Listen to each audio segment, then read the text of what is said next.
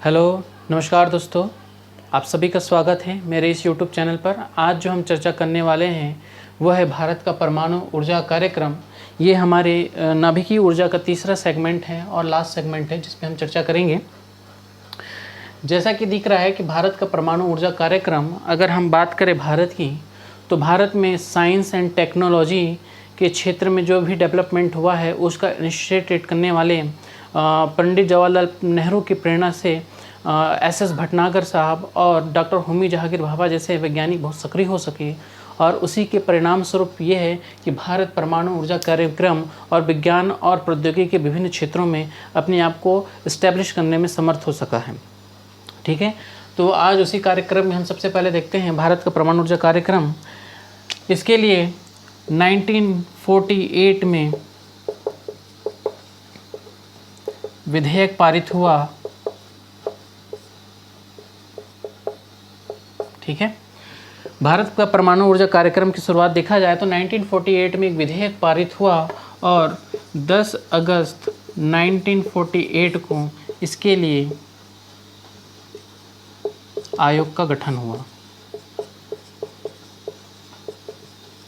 ठीक, इसी कड़ी में आगे 1954 को परमाणु ऊर्जा विभाग का गठन।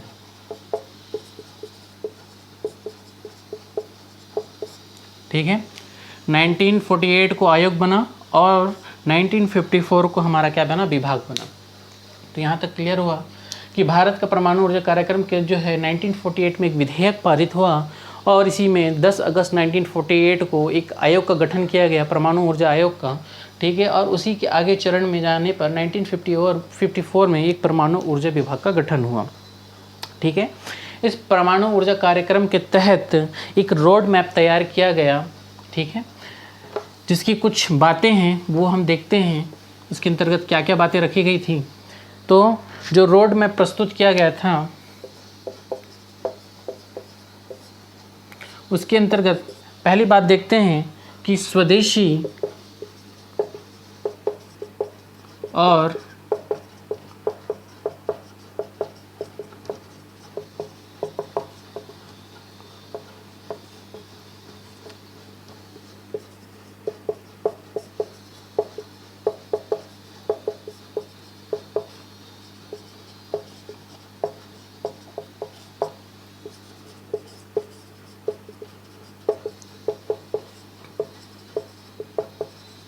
ठीक है, तो पहला ये था कि स्वदेशी और आजमाई हुई तकनीकी का प्रयोग करके देश में नाभिकीय ऊर्जा का हिस्सेदारी बढ़ाना। ये पहला पॉइंट था इसमें कि हमको जो भी हमारे देश में अगर तकनीक विकसित हुई तो स्वदेशी और आजमाई हुई, यानी कि जो भी तकनीक अभी प्रचलन में है उसका इस्तेमाल करके हमको क्या करना था, देश में नाभिकीय ऊर्जा की हिस्सेदारी को बढ़ाना था। साथ ही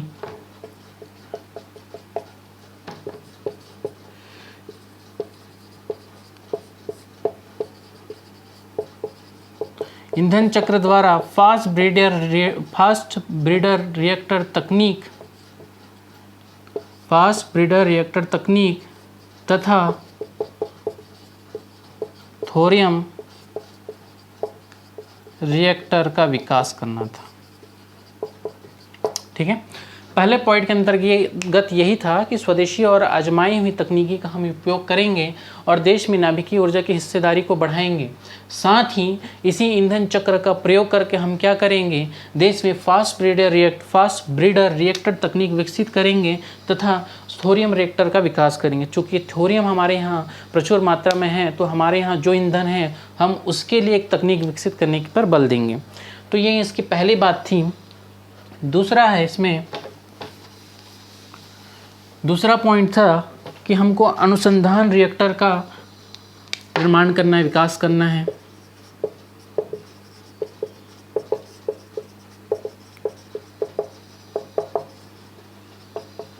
ठीक, दूसरी बात थी कि इसमें हमको क्या करना है, अनुसंधान रिएक्टर का विकास करना है। इस अनुसंधान रिएक्टर के माध्यम से ही हम क्या करेंगे, विभिन्न रेडियो आइसोटॉप्स का निर्माण करेंगे जिनका हम लोग विभिन्न क्षेत्रों में इस्तेमाल करेंगे, कृषि में, चिकित्सा में, शोध में। और भी है बहुत सारे क्षेत्रों में जहां हम उन रेडियो आइसोटोप्स का उपयोग करेंगे। तो सेकंड था इनकी हमको अनुसंधान रिएक्टरों का विकास करना है। ठीक, थर्ड जो पॉइंट था एक्सेलरेटर एवं लेजर जैसी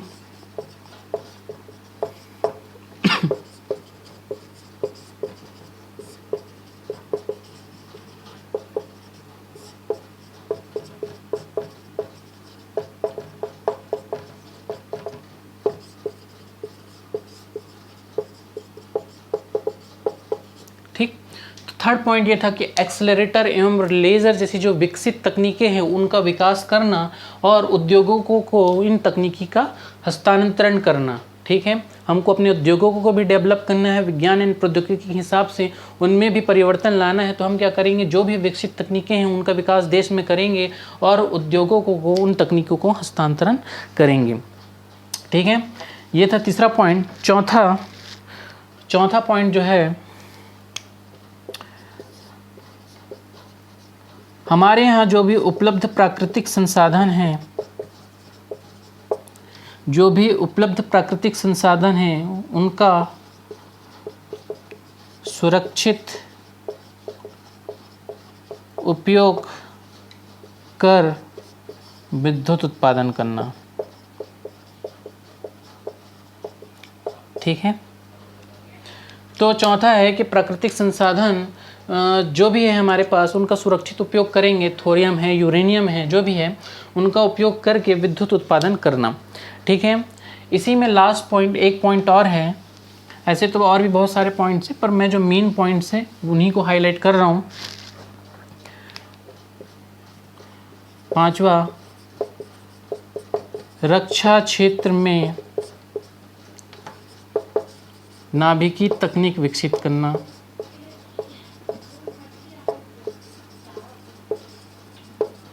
ठीक है, तो हमारा लास्ट पॉइंट है कि रक्षा क्षेत्र में हम नाभिकीय तकनीक विकसित करेंगे।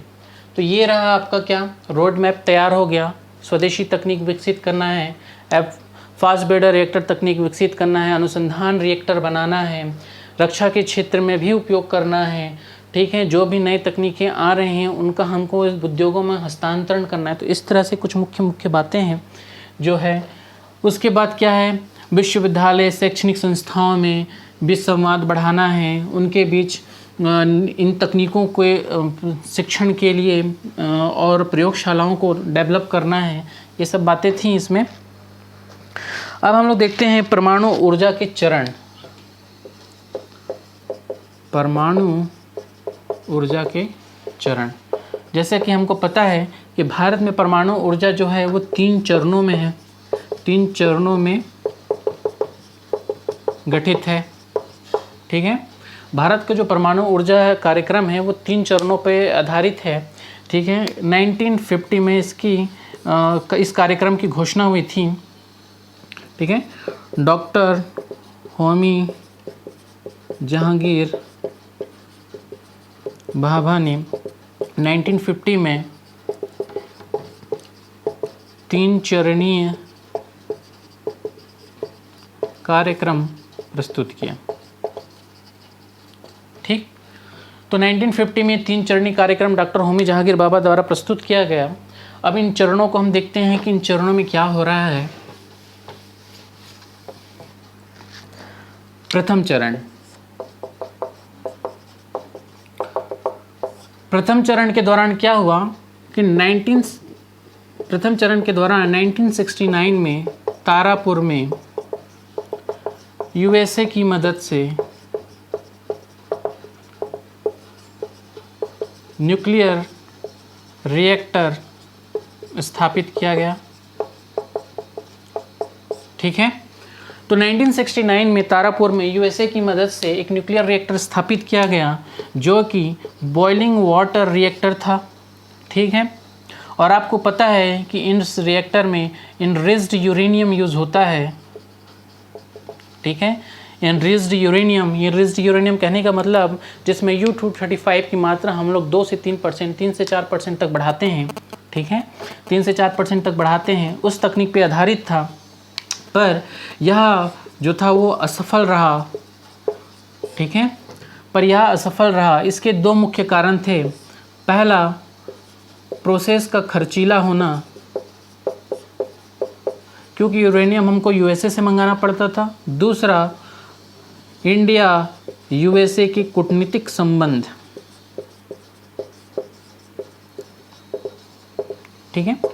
तो पहले चरण जो हुआ उसमें हम जब तारापुर में बॉइलिंग वाटर रिएक्टर स्थापित किए तो ये जो रहा थोड़ा ये हमारा असफल रहा, क्योंकि उस समय जो हमारा यूएसए और इंडिया के जो कूटनीतिक संबंध थे वो उतने अच्छे नहीं रहे। प्लस यूरेनियम जो होता है जैसा इनरिच्ड यूरेनियम है और इस पे जो खर्चा था वो बहुत भारी था, इस कारण ये जो था वो फ्लॉप हो गया। पर उसके बाद जितने भी रिएक्टर बने भारत में वो PBWR pressurised boiling water reactor पर आधारित था, ठीक है। इसके बाद जितने भी रिएक्टर बने वे सभी किस पे आधारित थे? प्रेशराइज बॉइलिंग वाटर रिएक्टर पे। और ये प्रेशराइज बॉइलिंग वाटर रिएक्टर की जो टेक्निक है वो किसने विकसित की थी? कनाडा ने। तो आपका कैगा, काकरापारा, नरोरा, कल्पक्कम,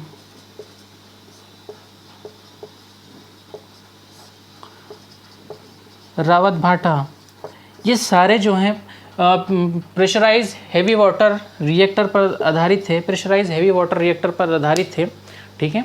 ये सारे तकनीक जो थे प्रेशराइज हैवी वाटर रिएक्टर पर आधारित थे, जो कनाडा की तकनीक है। कैगा, काकरापारा, नरोरा, कल्पक्कम और रावत भाटा, इन सारे क्षेत्रों पे जो है, इन सारे रिएक्टर पे जो है वो इस टेक्निक पे आधारित थी। और आपको पता है कि प्रेशराइज हैवी वाटर पे हम लोग क्या करते हैं, जो ईंधन यूज़ करते हैं वो कैसा होता है? प्राकृतिक यूरेनियम होता है, ठीक है। ईंधन जो यूज़ करते हैं प्राकृतिक यूरेनियम होता है। प्लस इसमें क्या यूज़ करते हैं? हैवी वाटर मॉडरेटर और कूलेंट के रूप में, हैवी वाटर मॉडरेटर और कूलेंट के रूप में। तो इसलिए हमारी ये टेक्निक जो थी, जो ये तकनीक जो थी ये बहुत कारगर सिद्ध हुई, ठीक है, इन क्षेत्रों पे। प्लस इसकी एक और विशेषता है प्रेशराइज हैवी वाटर रिएक्टर का, ठीक है। इससे भारी मात्रा में प्लूटोनियम का उत्पादन हुआ। ये जो होता है प्रेशराइज हैवी वाटर रिएक्टर, इससे भारी मात्रा में प्लूटोनियम का निर्माण हुआ, ठीक है।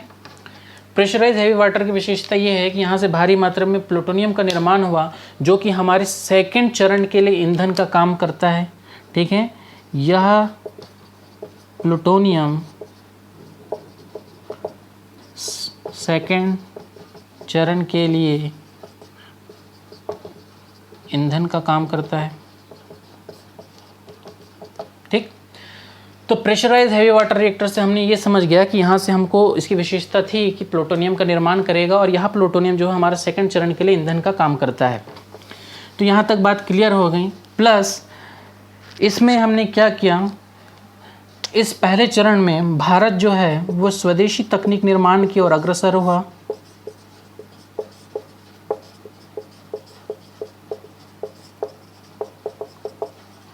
ठीक है।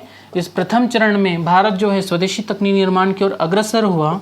और दूसरी बात, इसने वेस्टेज का रीयूज़ करना सीख लिया। भारत ने वेस्ट का रीयूज़ करना सीखा, ठीक है। जो हमारे प्रथम चरण से जो भी वेस्ट निकलते थे उसमें प्लूटोनियम ऐसे ही बाहर निकल जा रहा था, तो उस प्लूटोनियम का हमने क्या करना सीखा? रीयूज़ करना सीखा। तो ये था हमारा प्रथम चरण जिसमें इतनी सारी बातें हुई। अब सेकंड चरण देखते हैं, सेकंड चरण में क्या हो रहा है।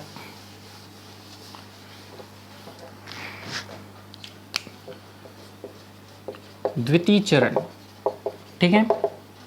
देखिए द्वितीय चरण में क्या हुआ, IGCAR, ठीक है, इंदिरा गांधी सेंटर फॉर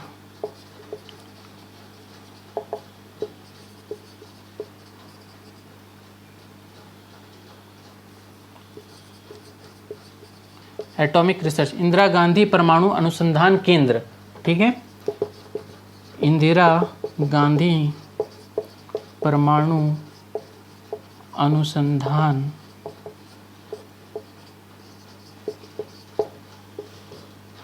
इंदिरा गांधी परमाणु अनुसंधान केंद्र की स्थापना हुई, ठीक है। जो कि दूसरा चरण जो था वो मुख्यतः हमारा किस पे बेस था, FBR, है ना, FBR पे बेस था, ठीक है। फास्ट ब्रीडिंग रिएक्टर के निर्माण पर हमारा दूसरा चरण का मुख्य कार्य क्या था, हमको फास्ट ब्रीडर रिएक्टर तकनीक विकसित करना है।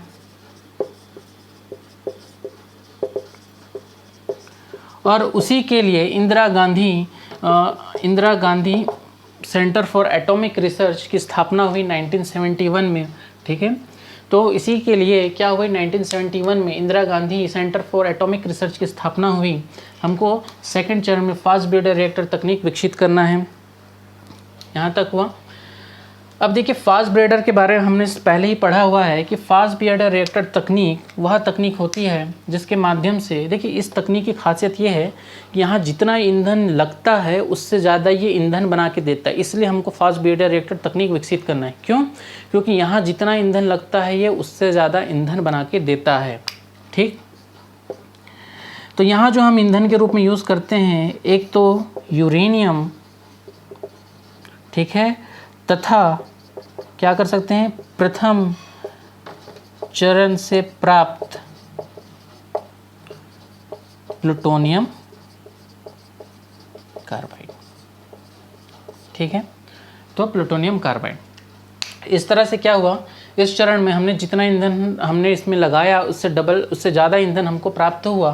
तो हमारा जो है वो क्या बोलते हैं, एटॉमिक जो हमारा जो परमाणु ऊर्जा कार्यक्रम है उस पर गति आई, ठीक है। इसके तहत फास्ट ब्रीडर रिएक्टर तकनीक पर और शोध करने के लिए एक बना आपका कामिनी अनुसंधान रिएक्टर, ठीक है, 1985 में स्टैब्लिश हुआ और ये 1997 से वर्किंग कर रहा है, ठीक है। तो कामिनी, जिसको हम बोलते हैं कल्पक्कम मिनी रिएक्टर,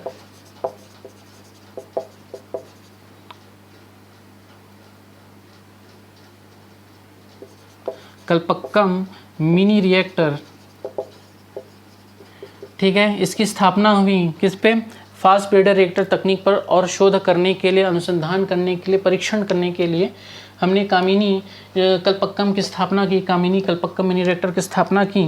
तथा और फास्ट ब्रीडर रिएक्टर पर और काम करने के लिए दो छोटे छोटे और अनुसंधान केंद्र पूर्णिमा 1 एंड पूर्णिमा 2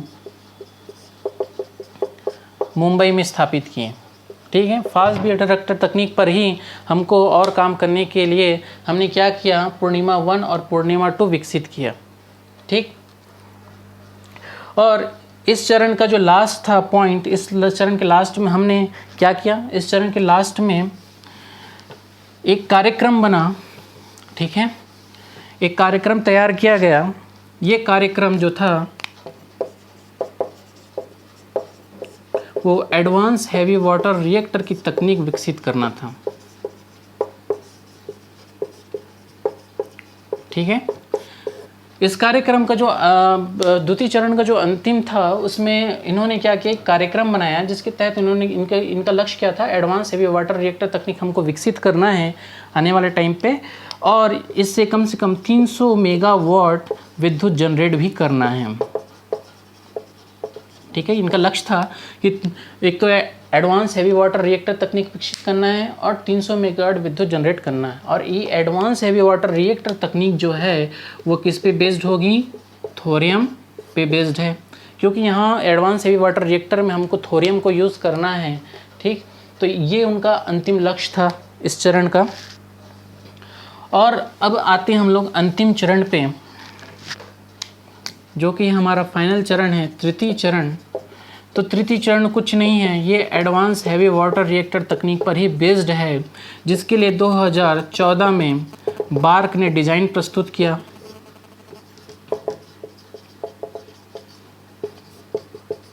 ठीक है। 2014 में बार्क ने इसके लिए डिज़ाइन प्रस्तुत किया। यहाँ पर हम क्या करेंगे, ईंधन के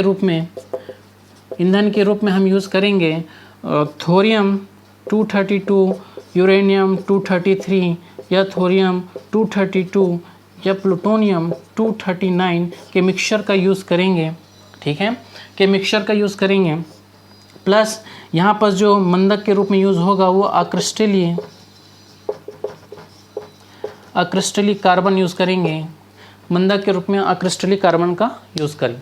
तो ये तब 3 चरण जहाँ पर भारत ने क्या, ये जो था ये 3 चरण है जो भारत के परमाणु ऊर्जा कार्यक्रम का एक हिस्सा है, जिसके तहत हमको परमाणु ऊर्जा कार्यक्रम को निर्धारित किया गया था, जिसमें पहले चरण में हमारे पास जो भी अवेलेबल सोर्सेस हैं उसका इस्तेमाल करके हमको विद्युत जनरेट करना है, प्लस उस जनरेशन से निकलने वाले सह उत्पाद यानी कि अपशिष्ट या से हमको क्या करना है, ईंधन के रूप में यूज़ करके फास्ट ब्रेडर तकनीक विकसित करना है, और फास्ट ब्रेडर तकनीक से हमें और ज़्यादा ईंधन पैदा करना है। प्लस लास्ट स्टेज में हमको एडवांस हैवी वाटर रिएक्टर तकनीक विकसित करना है जो कि थोरियम बेस्ड होगी, और इस तरह से हमारे यहाँ परमाणु ऊर्जा कार्यक्रम को क्या मिलेगी, गति मिलेगी, और हम नाभिकीय ऊर्जा के क्षेत्र में और ज़्यादा सक्रिय हो पाएंगे, और ज़्यादा ऊर्जा हमारे यहाँ जो ऊर्जा का स्तर है। अब हमको जो देखना है वो है क्या है, नाभिकीय प्रौद्योगिकी के उपयोग। अब देखिए नाभिकीय प्रौद्योगिकी को समझिए कि इसमें हम लोग जो भी यूज़ कर रहे हैं करेंगे, मतलब इसका जो पूरा उपयोग है आप देखा जाए तो बेस्ड होगा किस पे, रेडियो समस्थानिक पे। ठीक है, जब हम बोल रहे हैं नाभिकीय प्रौद्योगिकी का उपयोग, इसका मतलब क्या होगा, हम रेडियो समस्थानिक की ही बातें करेंगे। रेडियो समस्थानिक क्या होगा, ऐसे समस्थानिक जो रेडियो धर्मिता प्रदर्शित करते हैं। ठीक है, हम क्या बोलते हैं, रेडियो समस्थानिक क्या होगा, ऐसे समस्थानिक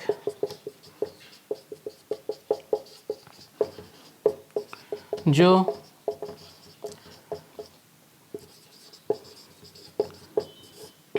रेडियो धर्मिता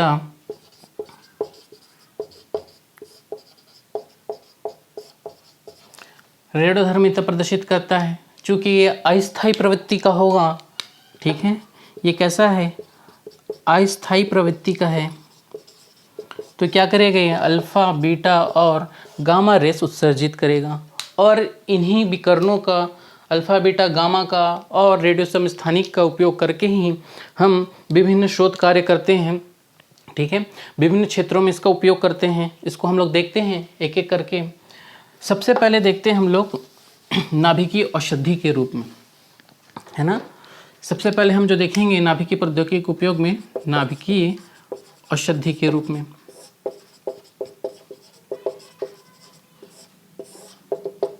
देखिए ऐसे बहुत से हम लोग क्या है, रेडियो आइसोटोप्स निर्मित किए हैं, जिसके द्वारा हम लोग विभिन्न तरह की बीमारियों पर उसका इस्तेमाल करते हैं। जिससे जैसे कि आप अगर देख लें, कोबाल्ट 60 की हमने कई बार बात की है ना, कोबाल्ट 60 जिसका उपयोग हम लोग किस लिए करते हैं, कैंसर सेल्स को नष्ट करने के लिए।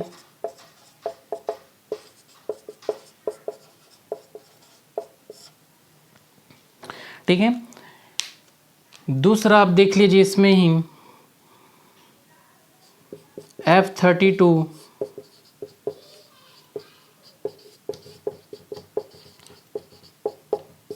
पॉलीसिथीमिया, जो कि एक रक्त विकार होता है। ठीक है, इसमें क्या होता है, आरबीसी बढ़ जाता है, तो इसका इलाज करने के लिए हम कौन से समस्थानिक का यूज़ कर रहे हैं, F32। वैसे ही आयोडीन 131 इसका उपयोग हम कई बार बात कर चुके हैं, किस लिए यूज़ होता है, थायराइड संबंधी प्रॉब्लम के लिए।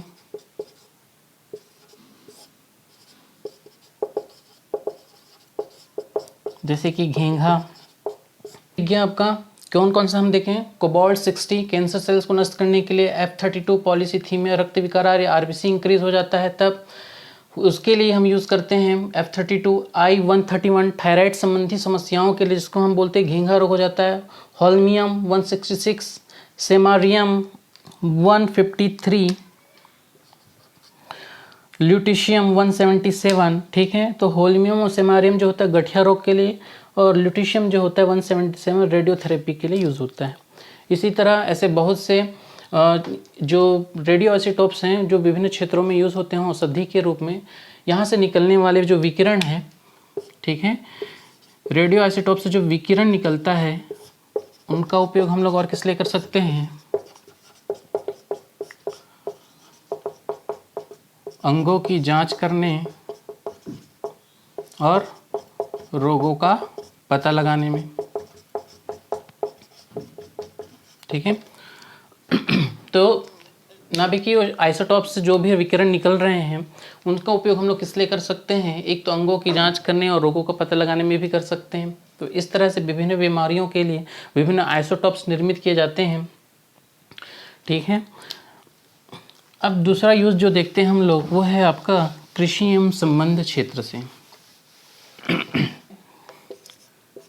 कृषि एवं संबंध क्षेत्रों में क्या कर सकते हैं, पहला पॉइंट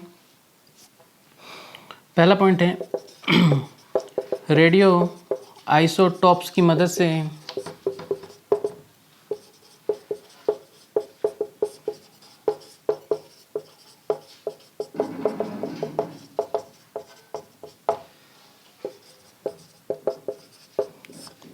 ठीक है, रेडियो आइसोटॉप की मदद से फसलों की गुणवत्ता में उपज बढ़ाना। दूसरा, रेडिएशन द्वारा जीन सुधार, ठीक है, रेडिएशन द्वारा जीन सुधार कर सकते हैं। तीसरा देखिए F32 और N50 की मदद से भूमि में फास्फोरस एवं नाइट्रोजन की मात्रा का पता लगाना, ठीक। चौथा जो पॉइंट होगा, हरी खाद बनाते हैं हम लोग विकरणों का यूज़ करके,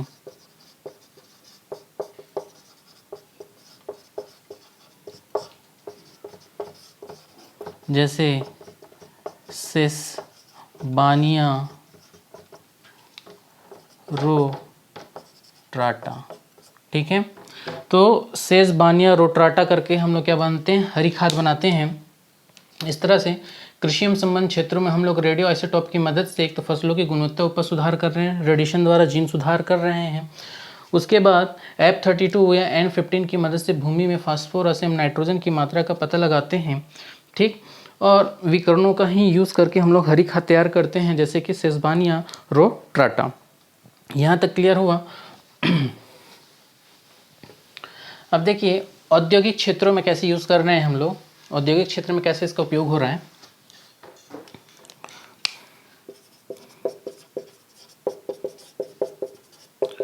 अगर आप देखें औद्योगिक क्षेत्र में तो जो भी रसायन संयंत्र है,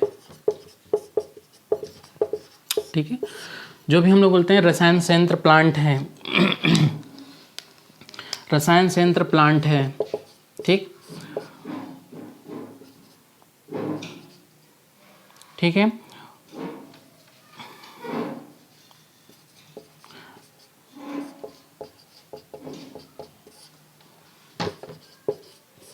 उन प्लांटों की जांच करना, जैसे रिसाव, मान लो आपने क्या डाला है, भूमिगत पाइपलाइन, तो हम लोग क्या कर सकते हैं, विकिरण की मदद से इन भूमिगत पाइपलाइनों में कहाँ रिसाव हो रहा है इसका पता लगा सकते हैं। भूमिगत पाइपलाइन में कहाँ पर रिसाव हो रहा है इसको पता लगा सकते हैं, ठीक है। इसके लिए हम लोग किसका यूज़ करते हैं, गामा किरण का यूज़ करते हैं, गामा किरण का यूज़ करते हैं। तो भूमिगत पाइपलाइन में अगर कोई रिसाव हो रहा है तो पता लगा सकते हैं। साथ ही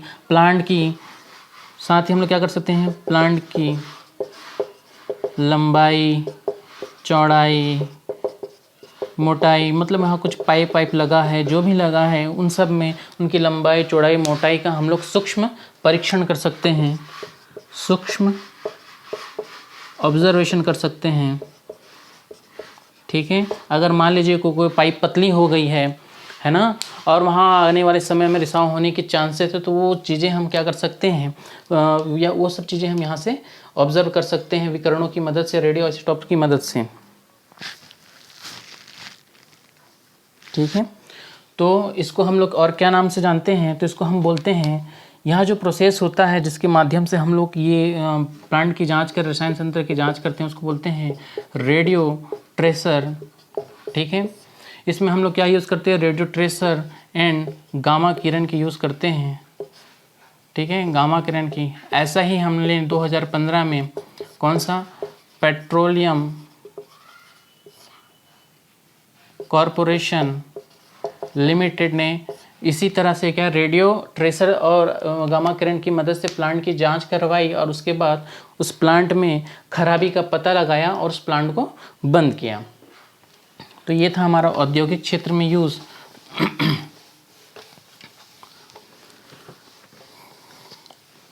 ठीक है, एक यूज़ है इसका खाद्य संरक्षण में।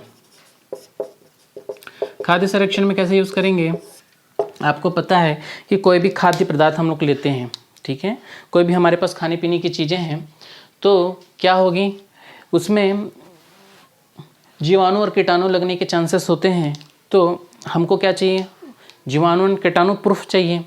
तो खाद्य पदार्थों के संरक्षण के लिए हम लोग गामा किरण का यूज़ करते हैं।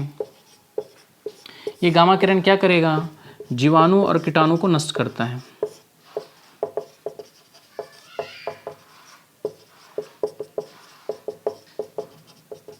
ठीक है, कोबाल्ट 60 इसके लिए यूज़ होता है।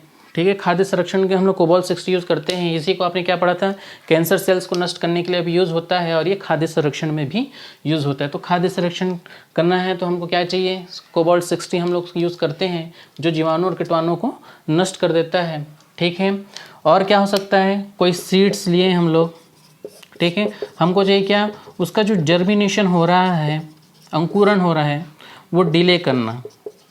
ठीक है, हम चाहते हैं कि हमारे पास जो सीड्स पड़ी है वो अभी जर्मिनेट ना हो, हम उसको लॉन्ग टाइम के लिए संरक्षित रखना चाहते हैं। तो हम लोग क्या कर सकते हैं, रेडियो विकिरण के माध्यम से, है ना, रेडियो विकिरण के माध्यम से हम उसको जर्मिनेशन प्रोसेस को डिले कर सकते हैं। और यह प्रोसेस क्या कहलाता है, इरेडिएशन, इरेडिएशन कहलाता है। ठीक है, हम लोग यहाँ क्या कर रहे हैं, जर्मिनेशन को डिले कर रहे हैं। तो यह प्रोसेस क्या कहलाया, इरेडिएशन। ठीक है, इसके बाद और देखिए कहाँ यूज़ कर सकते हैं इसको, खगोल विज्ञान में। खगोल विज्ञान में हम लोग रेडियो टेलीस्कोप में यूज़ करते हैं। ठीक है, खगोल विज्ञान में, रेडियो टेलीस्कोप में, प्लस ये तो हो गया। जल संसाधन में देखिए आप क्या कर सकते हैं, भूमिगत जल का पता लगाने में। ठीक है, भूमि में जल का पता लगाने के लिए भी हम लोग रेडियो आइसोटोप्स का इस्तेमाल करते हैं। तो इस तरह से क्या हुआ, विभिन्न क्षेत्रों में हम लोग रेडियो आइसोटोप का इस्तेमाल कर रहे हैं। पहला तो हमने देखा नाभिकीय औषधि के रूप में, दूसरा कृषि संबंधित क्षेत्रों में, तीसरा हमने पढ़ा औद्योगिक क्षेत्रों में, फिर खाद्य संरक्षण में, फिर खगोल विज्ञान और जल। ऐसे बहुत से क्षेत्र हैं जहाँ पर हम यूज़ करते हैं। ये कुछ मेजर क्षेत्र हैं जिनके बारे में हमने चर्चा की है। अब ये देखिए, अब ये तो हम देख लें कि नाभिकीय प्रौद्योगिकी उपयोग क्या है। अब देखिए नाभिकीय प्रौद्योगिकी से होने वाली हानियों को भी देखते हैं क्या है। इसके भी 2-3 रीज़न हैं। ठीक है, नाभिकीय समस्या जो है हमारे पास, हम लोग समस्या देखते हैं। समस्या क्या है, हमारे पास जो नाभिकीय कचरा है, ठीक है, जिसको हम क्या बोलते हैं, परमाणुवीय कचरा। ये कचरा क्या है, परमाणुवीय कचरा। जब भी हम क्या बना रहे हैं, ईंधन का निर्माण कर रहे हैं, विद्युत का निर्माण कर रहे हैं, तो हम क्या करते हैं, ईंधन जलाएंगे, परमाणुवीय तत्वों को बर्न करेंगे। परमाणु तत्वों को बर्न करने के साथ क्या होगा, उसका अपशिष्ट भी निकलेगा। ठीक है, क्या निकलता है, अपशिष्ट। ठीक है, इस अपशिष्ट में एक तो यूज़फुल प्रोडक्ट भी होता है। ठीक है, इस अपशिष्ट में क्या होता है, हमारे काम की चीज़ें भी होती हैं और फालतू चीज़ें भी होती, समझ लीजिए। ठीक है, इसी को हम अपशिष्ट बोलते हैं। काम की चीज़ों को हम क्या कर लेते हैं, उस अपशिष्ट से निकाल लेते हैं। और जो उस ईंधन के जलने से जो राख बचता है, उसमें जो तत्व होते हैं वे सभी कैसे होते हैं, रेडियो एक्टिव होते हैं। ठीक है, ये सभी कैसे होते हैं, रेडियो एक्टिव। और समस्या यही है, क्योंकि ये रेडियो एक्टिव है ठीक है। तो इनका तो क्षय होगा और क्षय के परिणाम स्वरूप आपको पता है अल्फा, बीटा, गामा विकिरणें भी उत्सर्जित होंगी और जो कि बहुत खतरनाक हैं, ठीक है। ये कैसे हैं? रेडियो एक्टिव तत्व हैं, इनका क्षय होगा। और सबसे बड़ी समस्या ये है कि ये जो अपशिष्ट कचरा जो निकला है हमारा रेडियो एक्टिव क्षय निकल रहा है, इसके क्षय होने में लाखों वर्ष लग जाते हैं, ठीक है। अगर 2-4 दिन में ख़त्म हो जाता तो कोई बात ही नहीं थी, लेकिन इसको कितना टाइम लग रहा है? लाखों वर्ष लगता है। अब ऐसे तत्व जिनको क्षय होने में लाखों वर्ष लग रहा है तो भाई, और उनसे निकलने वाले विकिरण और भी बहुत सारे चीज़ें ऐसे होती हैं इनमें जो हानिकारक हैं, तो वो ये क्या कर रही हैं? आपका इन्वायरमेंट को तो ख़राब कर रही है, जिसमें वायु, जल है ना, और उसके कांटेक्ट में आए हुए जितने भी जीव हैं, प्राणी हैं, उन सभी को प्रभावित कर रहा है। तो ऐसे तत्व जो होते हैं, ऐसे जो फालतू चीज़ें हैं, उसको हम क्या बोलते हैं? परमाणु कचरा बोलते हैं। और इसके समस्या और इसके जो उत्पत्ति का कारण क्या है? ये रेडियो अपशिष्ट हमको कहाँ से मिल रहा है? ये रेडियो अपशिष्ट हमको कहाँ से मिलेगा? एक तो हम क्या करते हैं? परमाणु परीक्षण, ठीक है, जिसकी आजकल होड़ लगी हुई है। हर कोई देश परमाणु संपन्न बनना चाह रहा है और इसके लिए क्या कर रहा है? वो परमाणु परीक्षण कर रहे हैं, ठीक है। और जो देश ऑलरेडी शक्तिशाली हैं वो और इंक्रीमेंट करना चाह रहे हैं अपनी शक्तियों पे, इसलिए हो रहा है। दूसरा है आपका परमाणु विस्फोट, ठीक है। आप परमाणु परीक्षण के अंतर्गत ही ले लीजिए परमाणु विस्फोट, ठीक है। और एक बोल सकते हैं हम लोग जो नाभिकीय रिएक्टर से हम लोग जो यूज़ कर रहे हैं, है ना, नाभिकीय रिएक्टर या अनुसंधान रिएक्टर, वहाँ से हो रहा है। तो नाभिकीय कचरा हमको कहाँ से मिल रहा है? परमाणु कचरा हमको कहाँ से मिल रहा है? एक तो परमाणु परीक्षण के दौरान आप परमाणु परीक्षण किए तो वहाँ से जो हानिकारक विकिरण निकलेगा, मान लीजिए कि आपने परमाणु परीक्षण किया और उसका प्रॉपर आपने हम क्या बोल सकते हैं, उसको प्रॉपर आपने मेंटेन नहीं किया उस प्रोसेस को, और वो लीक हो गया, ठीक है। वो लीक हो गया, एयर में फैल गया, वाटर में फैल गया, क्योंकि आप जनरली जो भी परमाणु परीक्षण करते हैं वो ज़मीन के अंदर या समुद्र के अंदर ही करते हैं। तो अगर उसका हानिकारक इफेक्ट आया तो वो पूरे एनवायरनमेंट को इफेक्ट करेगा। इसके कारण मनुष्य आ गया उसके कांटेक्ट में तो चर्म रोग, कैंसर, है ना, और नाना प्रकार की बीमारियां हो जाएगी उसको, ठीक है। क्योंकि अगर ये विकिरण जो होते हैं ये तो दिखाई देते नहीं हैं, अगर ये बॉडी पे एक बार एंटर कर गए तो आपका क्या होगा? बॉडी के कौन से अंग को डैमेज करेगा ये आप भी नहीं जानते हैं। उसके बाद हमारे डीएनए को इफेक्ट करेगा, ठीक है। ये जो रेडिएशन किरण होंगी ये जब हमारे बॉडी पे एंटर करेगी तो ये हमारा क्या करेगी? डीएनए का ब्रेकडाउन कर देगी, डीएनए टूट फूट जाएंगे, जीन परिवर्तन हो जाएगा। इसलिए क्या बोलते हैं, जब हम हिरोशिमा और नागासाकी की बात करते हैं तो हम बोलते हैं कि वहाँ क्या हुआ? आनुवांशिक विकार आना चालू हो गया। क्यों? क्योंकि ये जो रेडिएशन था वो उनके बॉडी पे एंटर कर गया, उनके जीन को परिवर्तित कर दिया, उनका म्यूटेशन कर दिया, और उसके बाद आने वाली जो जनरेशन है वो कैसे पैदा हो रही है? विकलांग पैदा हो रही है। तो उसका एक रीज़न है, ठीक है। परमाणु विस्फोट, जैसे कि अभी बात की हमने हिरोशिमा नागासाकी, है ना, हिरोशिमा नागासाकी परमाणु विस्फोट किए आपने, ठीक।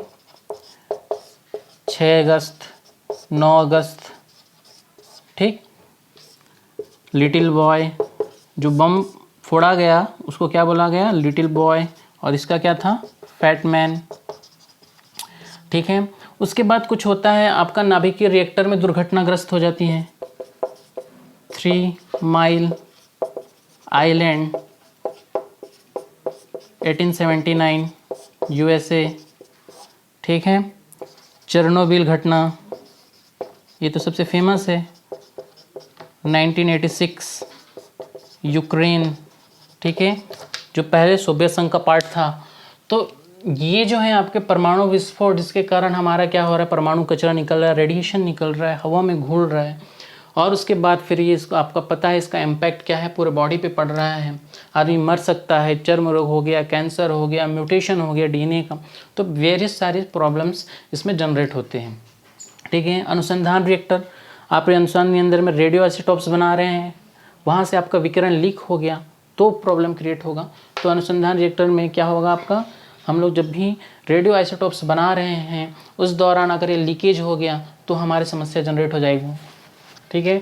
नाभिकीय रिएक्टर में भी देखिए, नाभिकीय रिएक्टर का भी एक उम्र होता है, वही वो उसका भी 40 से 50 साल तक समझ लीजिए कि उसकी कार्य करने की शक्ति रहती है, क्योंकि वहाँ लगातार आप विस्फोट हो रहा है, आपने कोर पे रखा हुआ है, वहाँ लगातार विस्फोट हो रहा है तो कोर भी तो पतला हो जाएगा।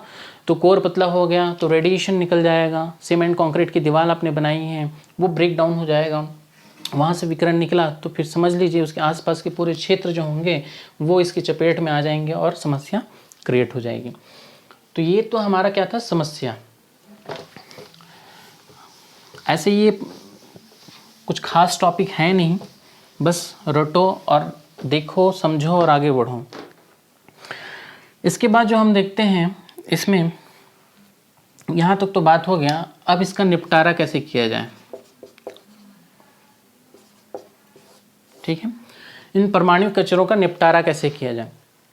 तो जनरली जो सबसे कॉमन मेथड है कि जो भी परमाणु कचरा मिला है उसमें से यूज़फुल प्रोडक्ट को बाहर निकाल लो, और जो उस राख में रेडियो एक्टिव तत्व बच गया है, अपशिष्ट बच गया है, उसको क्या बोलते हैं, स्टील के सिलेंडर पे भरिए। और उसको क्या करना है, हमको स्टील के सिलेंडर पे भरना है। उससे पहले हम क्या करेंगे, जो भी परमाणु कचरा मिला है उसको कांच के साथ गलाकर उसको हमको क्या करना है, सिलेंडर पे रखना है, स्टील के सिलेंडर पे भरना है। उसके बाद फिर उसके चारों ओर कंक्रीट की लेयरिंग करनी है, और उसके बाद उसको या तो ज़मीन में बहुत गहराई पर या समुद्र में बहुत गहराई पर हम लोग दफना देते हैं। ठीक है, तो ये सबसे कॉमन है वही, जिसको हम क्या बोलते हैं, कॉन्फाइनमेंट। ठीक है, कॉन्फाइनमेंट मिलते हैं जिसमें हम लोग क्या कर रहे हैं, स्टील के सिलेंडर में, ठीक है, अपशिष्ट को कांच के साथ गलाकर भर दिया जाता है। ठीक है, और उसे कंक्रीट की दीवार में बंद कर क्या करते हैं हम लोग, गहरे समुद्र या जमीन में दफना देते हैं।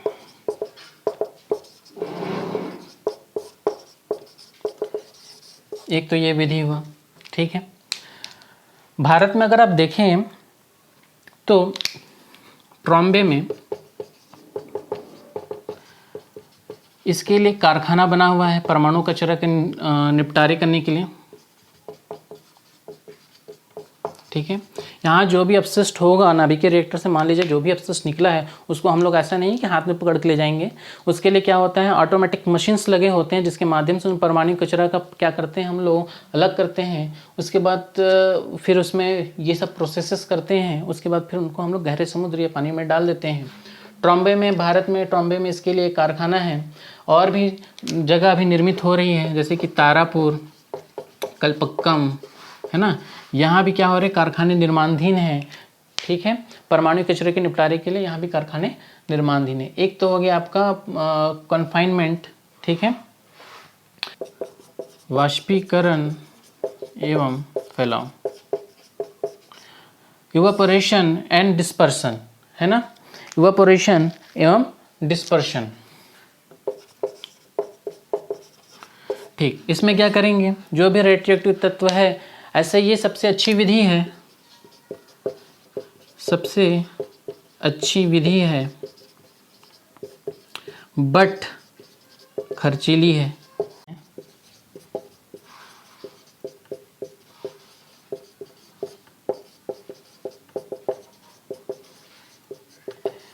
जिनका क्षय बहुत जल्दी हो जाएगा।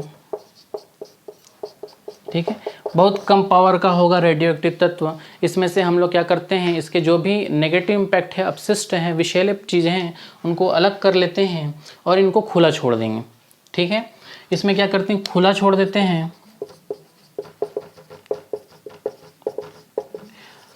और अपने आप क्षय हो जाएगा इसका, क्योंकि ये हम, लेकिन इसमें हम कैसे कर रहे हैं, ऐसे रेडियो एक्टिव तत्वों को यूज़ का हम लोग वो करेंगे इसके लिए जिनके पावर बहुत कम है ना, बहुत जल्दी क्षय हो जाएगा, 1-2 दिन में क्षय हो जाएगा। इस टाइप के जो तत्व हैं रेडियो एक्टिव, उनके लिए करेंगे। और प्लस क्या है इसमें, इसको हम लोग क्या करेंगे, नॉन टॉक्सिक बना के करेंगे भाई।